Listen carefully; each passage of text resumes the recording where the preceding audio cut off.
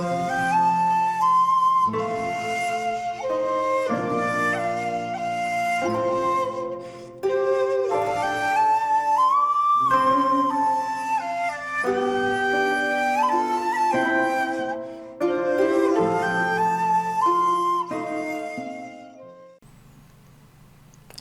there, this is Solitary Ronin from Solitary Ronin Films, and welcome to a random review. Today's random review comes from Japan, surprise surprise, from 1978, and it's Kinji Fukasaku's Message from Space. This at the time was the most expensive Japanese film ever made, and it was designed to be Japan's answers to Star Wars. It was made in 1978, but Star Wars wasn't released in Japan until later in 1978, so Message from Space beat Star Wars in Japan by 5 months. This is a Eureka Masters of Cinema. It's number 292, and it's absolutely barking. As usual, you get reversible artwork. There's a nice booklet as well. You also get the original Japanese audio with subtitles. There's an English dub. There's a commentary by Tom Mess. Message from Earth archival documentary featuring interviews with Sonny Chiba, who's in the film, playing a character called Hans. And Kenta Fukasaku, and there's an appreciation of the film by film writer Patrick Macias, who's done quite a lot, because this is his favourite Japanese film of all time. Might actually be his favourite film of all time. And again, there's a booklet. So it's a bit of an odd one, because there are American actors in the film, notably Vic Morrow, who of course was tragically killed while making Twilight Zone the movie. Sonny Chiba, as mentioned, Mr. Street Fighter himself, but Etsuko Shihome is in it as well, who was Sister Street Fighter, and lots of familiar faces if you're used to Fukasaku's Yakuza films like Mikato Sato, Mikio Narata, and of course Temburo Tamba, yes. And his 302 screen credits.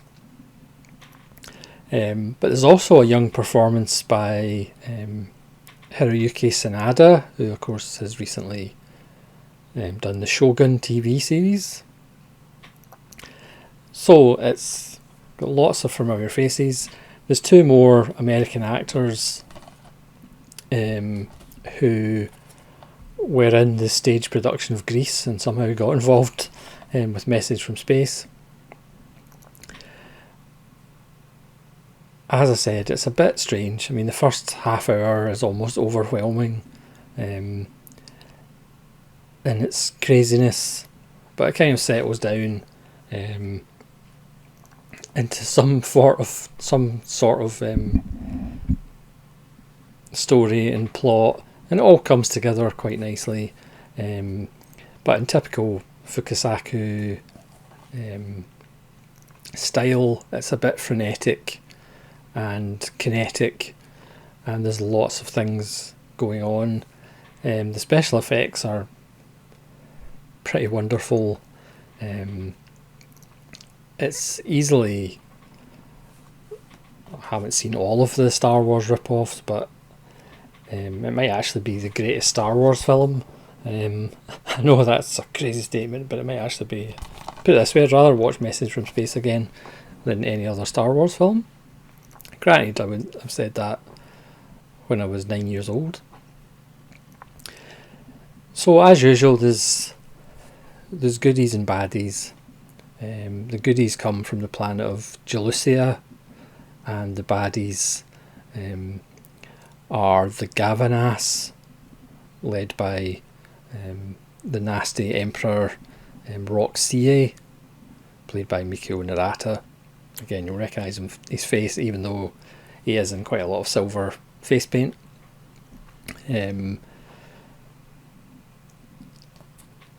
So the people who are under attack, again, this isn't a Seven Samurai knockoff.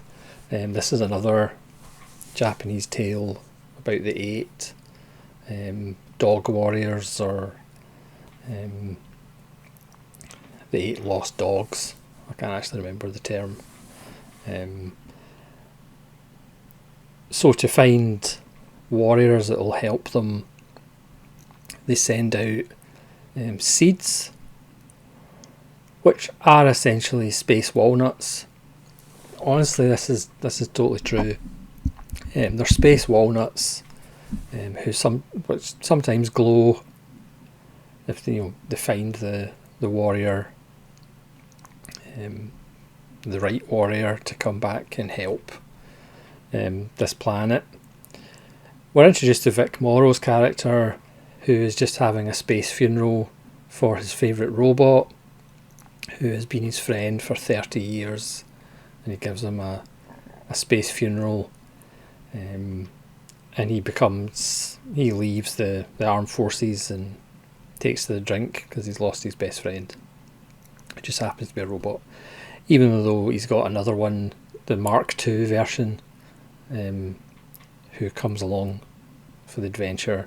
You've got two kind of joy-riding, thrill-seeking guys in their little spaceships, one of whom is Sanada, who get involved. You also get a kind of daughter of a rich heiress, who again is just kind of thrill-seeking and doesn't really exist in the real world. And again, she's played by Peggy Lee Brennan, who is one of the cast from the stage production of Grease that happened to be going on, and somehow got involved. And also Sonny Chiba, who again is a master swordsman called Hans. And as we find out in the extras, Sonny Chiba actually broke his leg during the shooting of this, but he choreographed all the fight scenes that he has. Again, it's unbelievably colourful, unbelievably daft,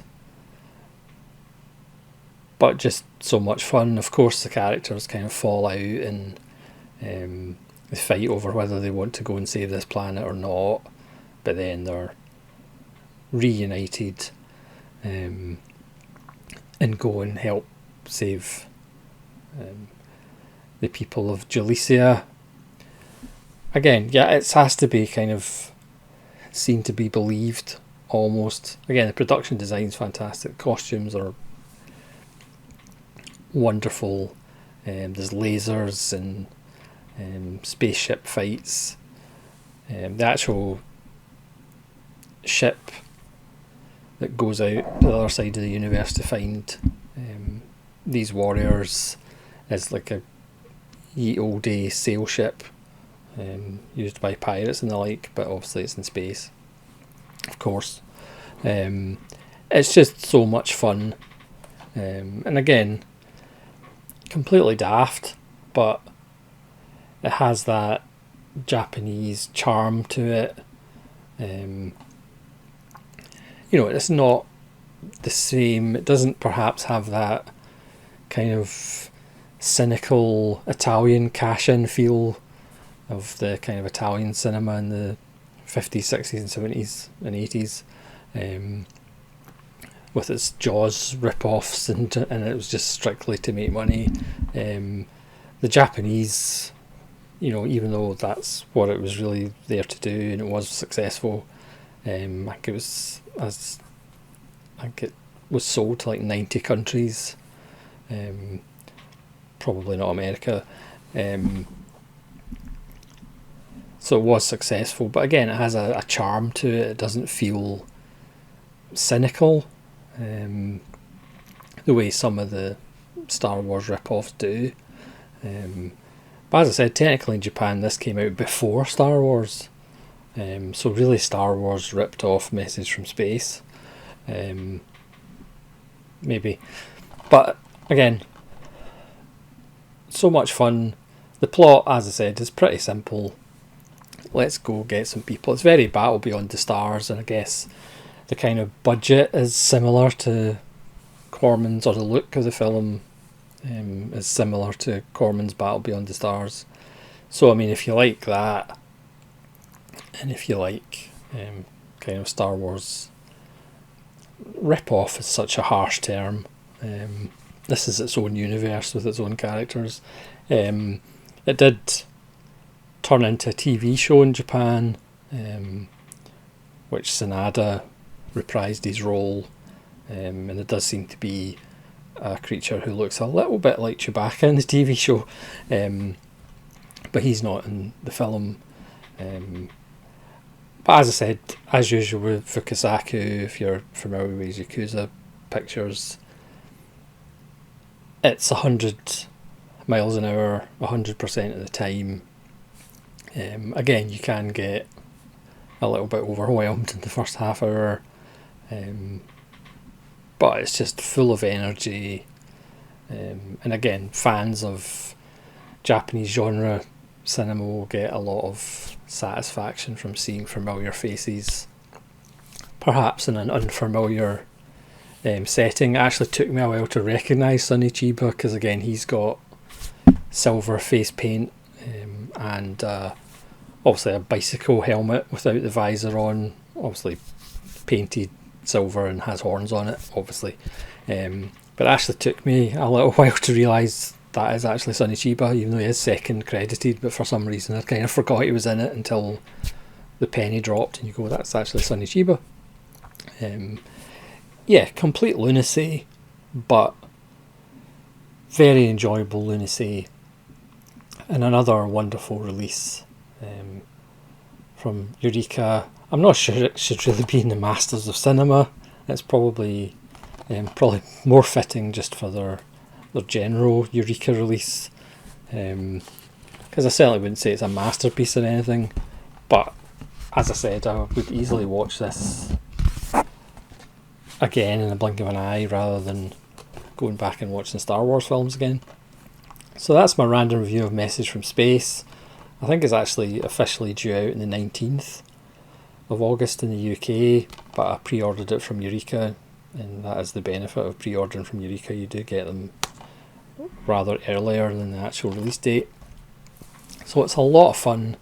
You know, if you watch it in the right mood and you're not expecting a masterpiece or anything. I know it's sacrilege, but for me, Fukasaku is very good, but I wouldn't necessarily say that any of his films are great. I mean, I've got a bunch of Fukasaku. I enjoy them all. Most of them are like 4 out of 5 films. But for me, if it's obviously subjective and personal, but for me, Fukasaku is really, really good, without necessarily being great. I mean, I know Battles Without Honour and Humanity is certainly seminal and important, and again, the batting average is excellent, but not necessarily great in comparison to other Japanese directors. But that being said, you will have a lot of fun if you're in the right frame of mind.